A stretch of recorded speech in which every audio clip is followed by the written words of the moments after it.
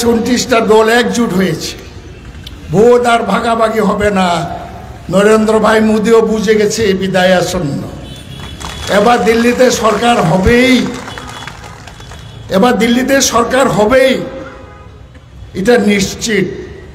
এবং নরেন্দ্র ভাই মোদি, অমিত শাহরা বুঝে গেছে, যার কারণে দুইজন মুখ্যমন্ত্রীকে পর্যন্ত জেলে ঢুকিয়েছে, কোনো প্রমাণ, কোনো সঠিক অভিযোগ ছাড়া।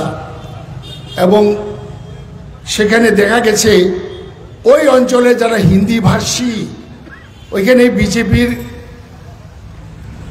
প্রভাবটা বেশি ছিল। রামের নামে, তপনবাবুর কথায়, রামের নামে ব্যাপারী। একটা হলো রামকে আমরা পূজা করি, বিজেপি করে ব্যাপারী, রামকে নিয়ে ব্যাপারী করে। এটার মূলসেট হয়ে গেছে সেই উত্তর ভারতে। যাই হোক, আমি বিশ্বাস রাখি এই নির্বাচনে কেন্দ্রে বিজেপি সরকারের পতন হচ্ছে। আরেকটি কথা স্পষ্টভাবে বলি, ভারতের ইলেকশনে যদি রেজাল্ট আমরা দেখি, স্বাধীনতার পরে পণ্ডিত জওহরলাল নেহেরু 10 বছর উপরে প্রধানমন্ত্রী ছিলেন, এরপরে কিন্তু কেউ 10 বছর অতিক্রম করতে পারেননি। ইভেন ইন্দিরা গান্ধী বাংলাদেশে স্বাধীন করেছে, ভারতবর্ষে সবুজ বিপ্লবীর এসেছেন, কত কিছু, তবে ইন্দিরা গান্ধী কিন্তু 10 বছরের উপরে প্রধানমন্ত্রী থাকতে পারেননি, ইমার্জেন্সি করে আরো 1 বছর বাড়িয়েছিল। এরপরে রাজীব গান্ধী 401টা এমপি নিয়ে পার্লামেন্টে গিয়ে প্রধানমন্ত্রী হয়েছেন মাত্র 5 বছর। ডাক্তার মনমোহন সিং 10 বছর, এরপরে অন্যরা কেউ 4 বছর, 3 বছর। সুতরাং নরেন্দ্র ভাই মোদিকেও এবার যেতে হবে, 10 বছর হয়ে গেছে। এবং আমি যেহেতু এখানের এমএলএ, লোকাল সমস্যাও কিছু বলতে হয়। এখানে আমাদের প্রাক্তন মুখ্যমন্ত্রী মানিক সরকার মহোদয় উপস্থিত হয়েছেন। উনি যখন মুখ্যমন্ত্রী ছিলেন, উনি তৎপরতা চালিয়েছিলেন এখানে এয়ারপোর্টটা চালু করার জন্য, প্রপোজাল পাঠিয়েছিলেন। এবং কেন্দ্রে ডক্টর মনমোহন সিংয়ের প্রধানমন্ত্রীদের সরকার 100টা এয়ারপোর্ট মঞ্জুর করেছিল, এর মধ্যে কৈলাসহর অন্তর্ভুক্ত হয়। উনি চেষ্টা করেছিলেন এবং আমরাও এখানের মানুষ জমি দেওয়ার জন্য তৈরি ছিলাম, কিন্তু বিজেপি সরকার আসার পর এটা বন্ধ হয়ে গেছে। আমি বিশ্বাস রাখি কেন্দ্রের সরকার হলেই এই এয়ারপোর্ট চালু করার জন্য আমরা ব্যবস্থা করব। দ্বিতীয় রেলওয়ে অনেকদিন ধরে আমরা দাবি করেছি, দ্বিতীয় রেলওয়ে যদি চালু করতে নাও পারে, কৈলাসহর পর্যন্ত রেল চালু করতে হবে। এবং আমরা গুয়াহাটিতেও গিয়েছিলাম, আমি নিজেও ধর্নায় বসেছিলাম এবং ওরা বলছে ইয়েস, যুক্তি আছে। ভারতবর্ষে যত রাজ্যে রেল আছে প্রত্যেকটা জেলা হেডকোয়ার্টারে অন্তর্ভুক্ত হয়েছে, এক্সেপ্ট কৈলাসহর। এটা যুক্তি রয়েছে, এটার জন্য আমরা লড়াই করব। আরেকটা কথা বলবো, ছোট্ট জেলা ঊনকোটি, 2টা মহকুমা নিয়ে এককালে সাবন পর্যন্ত কৈলাসহর মহকুমায় বিস্তৃত ছিল। ডিএম অফিস হয়েছে, এসপি অফিস হয়েছে। এই সরকার আবার ডিএম অফিস এবং এসপি অফিসকে দূরে সরানোর জন্য চক্রান্ত করছে। এই শহরে যতগুলো সরকারি অফিস আছে এটাও নিয়ে যাওয়ার জন্য চক্রান্ত হচ্ছে। কিছুদিন আগে একটা মন্ত্রী স্টেটমেন্ট আপনারা দেখেন, এটার বিরুদ্ধে আমাদের গর্জে উঠতে হবে, ঠিক আছে তো আপনারা? এবং একটা ব্যাপার, এবারে যে ইলেকশনটা খুব একটা মজার বিষয়।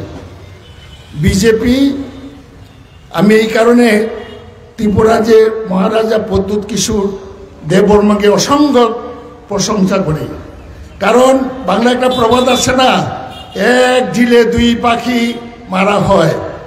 উনি এমন একটা চাল করেছেন, 2টা এমপি কুপেকাত হয়ে গেল বিজেপির। রেবতী ত্রিপুরা বর্তমান MP kite, Pratima Bhowmik MP এবং কেন্দ্রের প্রতিনিধি কাইট, এটা প্রদ্যুৎ দেববর্মার চক্রান্ত বলবো না, ওনার পলিসিতে 2টা এমপি কাইট হয়ে গেছে, যারা প্রাচীন বিজেপি, যারা বুকে হাত দিয়ে বলতো আমরা দুর্দিনের বিজেপি। এখন দুর্দিনের বিজেপি কোনো দাম আছে? এখানে যে দাঁড়িয়েছে প্রদ্যুৎ কিশোর দেববর্মনের বহিন, যে কেউ হইতে পারে। সিম্বলটা কি? সিম্বল পদ্মফুল, ভিতরে বসে আছে কেউটে সাপ। আপনি পদ্মফুলে ভোট দেবেন? সত্যিকারে যদি আদি বিজেপি হয়ে থাকেন, আপনাদের বিবেকে আমি প্রশ্ন করি, বিবেকে আপনার চিন্তা করুন। এবং আজকে যে অবস্থা হয়েছে, ট্রাইবেলও বলছে যে না, আমরা পদ্মকে ভোট দেব না, আমরা তো মঠা, আমরা দেব না। আর বিজেপি কিছু লোক বলছে না, আমরা পদ্মকে দিব না, এটার ভিতরে তো কেউ টের সাপাচ্ছে। সুতরাং এই ইলেকশনটা পূর্ব ত্রিপুরার আসনে একটা চলছে। যাই হোক, আমি দীর্ঘ বলবো না। আরেকটি কথা বলবো বন্ধুগণ, রাজার আমলে উজান টুকা ছিল সিস্টেম। এই অঞ্চলে একজনকে উজান টুকা দিত, উনি এখানে খাসটা কালেকশন করে রাজাকে দিতেন।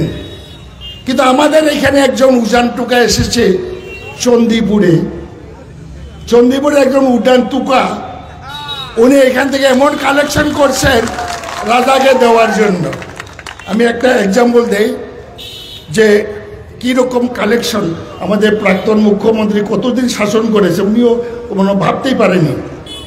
কৈলাসহরের ডিস্ট্রিক্ট হসপিটালে নতুন বিল্ডিং হবে, খরচ হবে ৭৫,84,০০০ সামথিং, বিক্রি হয়ে গেছে ১২ লাখ টাকা, ওই উজান টুকাকে দিত।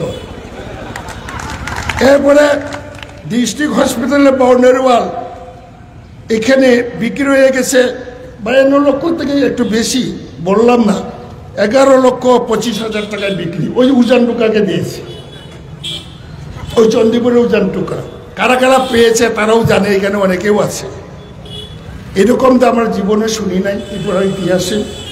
DWS এর কাজ করে চণ্ডীপুরে, এটা তো প্রায় ৫৯ লক্ষ, বিক্রি হয়েছে ৮ লাখ। কাজটা কেমন হইব বলেন তো? PWD ন্যাশনাল হাইওয়ে মেনটেন্যান্স ৬৯ লক্ষ, বিক্রি হয়েছে ৯ লাখ টাকা। সব আমার কাছে ডাটা আছে।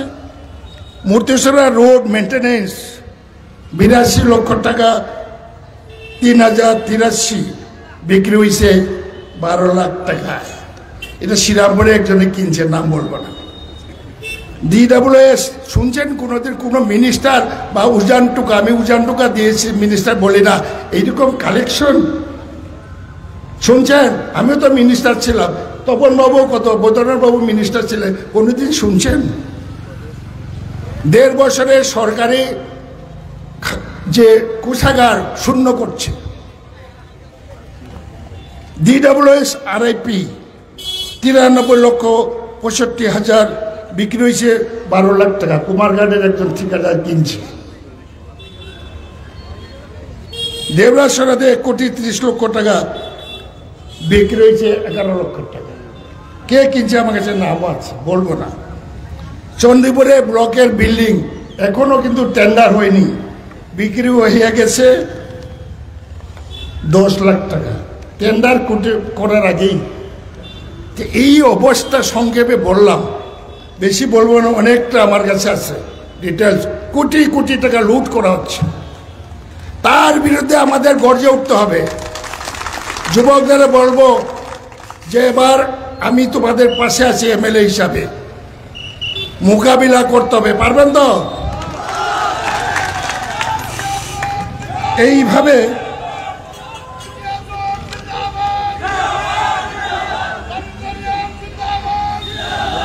অনেক, আমি আর বলবো না, অনেক কিছু আছে।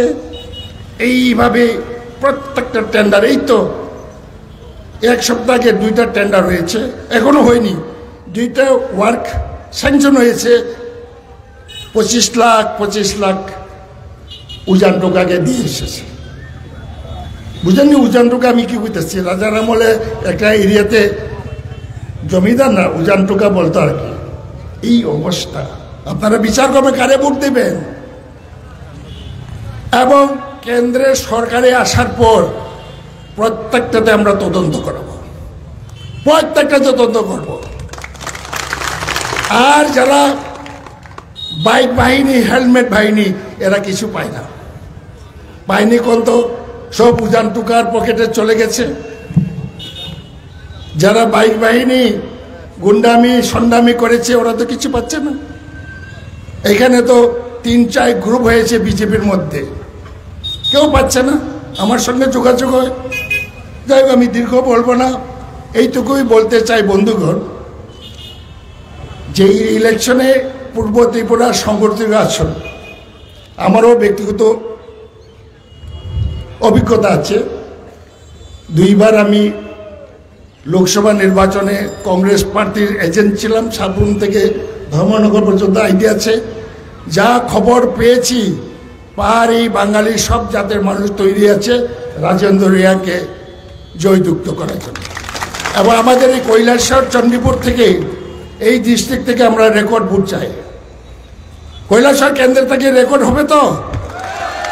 ঠিক আছে, আমি দীর্ঘ বলছি না, যেহেতু এখানে আমাদের প্রধান অতিথি, প্রধান বক্তা উপস্থিত হয়েই আছেন, ওনার মুখ থেকে আমরা শুনব।